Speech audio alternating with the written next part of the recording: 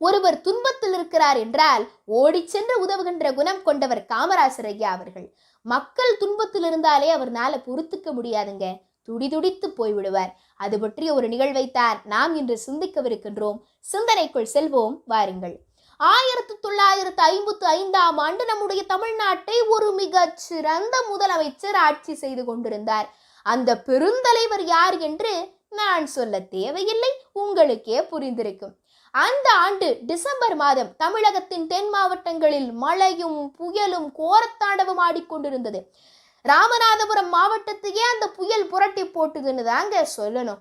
மக்கள் பலர் தங்களுடைய வீடுகளை இழந்தனர், உடைமைகளை எல்லாம் இழந்து செய்வதறியாது திகைத்து நின்றனர், பசியால் வாடினர். அந்த மக்களை நேரில் போய் சந்திக்கணும், அவங்களுக்கு உதவி செய்யணும், ஆறுதல் சொல்லணுங்கிறதுக்காக காமராசர் ஐயா அவர்கள் கோட்டையிலிருந்து புறப்பட்டார். ஓடோடி வந்தார் மக்களை காண.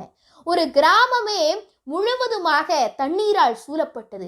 உள்ளிருந்த மக்களுக்கு வெளித்தொடர்பே இல்லாம போயிருச்சுங்க. மக்களை, அந்த பகுதி மக்களை நேரில் போய் சந்திக்கணும், அவங்களுக்கு உதவி செய்யணும்னு காமராசர் ஐயா விரும்பினார். உடனே அதிகாரிகள் சிலரை கூப்பிட்டுட்டு ஒரு மகிழுந்துல, அதாவது கார்ல அந்த கிராமத்துக்கு பயணம் பண்ணிக்கிட்டு இருந்தார். அந்த நேரம் பார்த்து புயல்ல ஊசலாடிக்கிட்டு இருந்த ஒரு பாலமும் உடைஞ்சு தண்ணிக்குள்ள விழுந்துருச்சுங்க. வண்டி நின்று போச்சு. அதிகாரிகள் சொல்றாங்க, ஐயா இதுக்கு மேல வண்டி போகாது, மகிழுந்து நகராது, அதனால நிவாரண பணிகள் எல்லாத்தையும் நாங்க பார்த்துக்கிறோம், நீங்க பாதுகாப்பான இடத்துல போய் இருங்க ஐயா அப்படின்னு சொல்றாங்க. காமராசர் ஐயா அவர்களோ, அதிகாரிகளே எல்லாவற்றையும் பார்த்து கொள்ளுங்கள்னு கோட்டையில் இருக்கும் போதே உத்தரவு போட தெரியாதா எனக்கு? நான் எதுக்கு இங்க வந்தேன்? என்னுடைய மக்களை நேரில் சந்திக்க வேண்டும், அவங்களோட நான் துன்பத்தை பகிர்ந்துக்கணும், அவங்களுக்கு நிவாரணம் கொடுக்கணும், ஆறுதல் சொல்லணுங்கிறதுக்காகத்தானே நான் வந்தேன் அப்படின்னு சொன்னபடியே வேட்டியை மடிச்சு கட்டிக்கிட்டு ஒரு துண்டை எடுத்து முண்டாசு போல தலையில கட்டிக்கிட்டு தண்ணிக்குள்ள இறங்கிட்டார். எல்லாரும் இதை பார்த்து ஆச்சரியப்பட்டாங்க. முதலமைச்சரே கிளம்பி போயிட்டாரு, இனி நாம மகிழ்ந்துக்குள்ள உட்காந்து என்ன பண்றதுன்னு சொல்லி அவங்களும் வேற வழி இல்லாம காமராசர் ஐயாவை பின்தொடர்ந்தாங்க. காமராசர் ஐயாவை, அதாவது முதல் முறை பார்த்தவுடன் மக்கள் அனைவரும் மகிழ்ந்து போனார்கள். ஒரு நிமிடத்தில் அவர்களுடைய பயம் எல்லாம் பறந்து போச்சு. முதலமைச்சரே இங்க வந்துட்டாரு, நம்மளை கண்டிப்பா காப்பாத்திடுவாரு, அதே நேரத்துல நமக்கு ஏதாவது நல்லது செய்வாருன்னு சொல்லி ஆறுதல் அடைந்தார்கள் மக்கள். முதல்வர் களத்தில் இருந்த காரணத்தினால் நிவாரண பணிகள் எல்லாம் அதி தீவிரமாக அதி விரைவாக நடந்து கொண்டிருந்தது. இவை அனைத்தையும் கண்ட அறிஞர் அண்ணா அவர்கள் கூறிய போது, நம்முடைய முதல்வர் மக்களின் மத்தியில் இருக்கிறார், துன்பத்தில் இருக்கும் மக்களின் மத்தியில் இருக்கிறார், துன்பத்தில் இருக்கும் மக்களின் கண்ணீரை துடைக்கிறார், தான் கண்ணீர் சிந்தி ஆறுதல் சொல்லுகிறார், மக்களை சந்தித்த தலைவர் என்று அனைவரும் அவரை வாழ்த்துகின்றனர் என்று காமராசர் ஐயா அவர்களுக்கு புகழாரம் சூட்டியுள்ளார். ஏழைகளின் துன்பத்தை கண்டு யாருடைய மனம் கண்ணீர் சிந்துகிறதோ அவர் உள்ளமே மகாத்மா என்று தாகூர் ஐயா அவர்கள் குறிப்பிடுவார். அந்த வகையிலே காமராசர் ஐயா அவர்களும் ஒரு மகாத்மா தான்.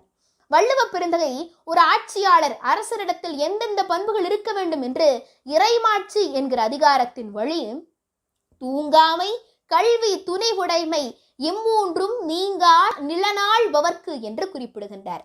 தூங்காமைன்னு சொன்னதும் அப்படின்னா ஒரு ஆட்சியாளர்னா தூங்கவே கூடாது போல இருக்கு, இரவும் வேலை செய்யணும் பகலும் வேலை செய்யணும்னு வள்ளுவரே சொல்லியிருக்கிறாருங்க அப்படின்னு நம்ம நினைச்சுக்க கூடாதுங்க. தூங்காமைனா இந்த இடத்துல காலம் தாழ்த்தாத தன்மை என்று பொருள். சுருக்கமா சொல்லணும்னா சோம்பேறித்தனம் அறவே இருக்கக்கூடாதுன்னு வள்ளுவர் சொல்றார். அடுத்து கல்வி, பள்ளிக்கூடத்துக்கு போய் படிச்சு மறுபடியும் கல்லூரிக்கு போய் படிச்சு பட்டம் வாங்குற அந்த கல்வியை மட்டும் வள்ளுவர் சொல்லலைங்க. அறியாமை நீங்க பெற்று மதிநுட்பம் உடையவராக அறிவுத்திறம் வாய்ந்தவராக ஆட்சியாளர் இருக்க வேண்டும் என்று சொல்லுகின்றார். அடுத்த பண்பு துணிவுடைமை. காமராசர் ஐயா அவர்கள் எப்படி என்னுடைய மக்கள் தண்ணீர்ல தத்தளிச்சுக்கிட்டு இருக்கும் போது நான் கோட்டையிலிருந்து என்ன பண்ண போறேன்னு சொல்லி கிளம்பி வந்து துணிவோட ஆட்சியாளர்களுடைய பேச்சையும் எதிர்த்து அந்த மக்களிடத்தில் சென்று அவர்களுக்கு ஆறுதல் சொல்லி அவர்களை காப்பாற்றினாரோ அதுபோலத்தான் ஒரு ஆட்சியாளர் துணிவோடு இருக்க வேண்டும் என்று வள்ளுவர் சொல்லுகின்றார். இந்த நிகழ்வை பத்தி நாம் இன்னைக்கு சிந்திச்சதுனால இதுல இருந்தே ஒரு எடுத்துக்காட்டு எடுத்துட்டேங்க. ஆனா காமராசர் ஐயா அவர்களுடைய வாழ்க்கையை சென்று பார்த்தோமேயாயின் துணிவுடைமை என்ற சொல்லுக்கு 1000 எடுத்துக்காட்டுகள் சொல்லலாம். அதோடு காமராசர் ஐயாவின் துணிவு என்ற தலைப்பிலேயே நாம் பல நாட்கள் பேசலாம். அந்த அளவிற்கு துணிவுடையவராக இருந்தார் ஐயா அவர்கள். ஆக தூங்காமை, கல்வி, துணிவுடைமை இந்த 3 பண்புகளும் ஆட்சி செய்கின்ற ஒருவருக்கு, நிலத்தை ஆளுகின்ற ஒரு அரசனுக்கு தலையாய பண்புகளாக இருக்க வேண்டும். இவை அனைத்தையும் நீங்காமல் பெற்றவனாக அந்த அரசன் இருக்க வேண்டும் என்று வள்ளுவ பெருந்தகை குறிப்பிட்டிருக்கின்றார். காமராசர் ஐயா அவர்களுடைய ஆட்சியை பற்றி தெரிந்து கொண்டோமேயாயின் இந்த குறளுக்கு நாம் விளக்கம் படிக்க தேவையில்லை.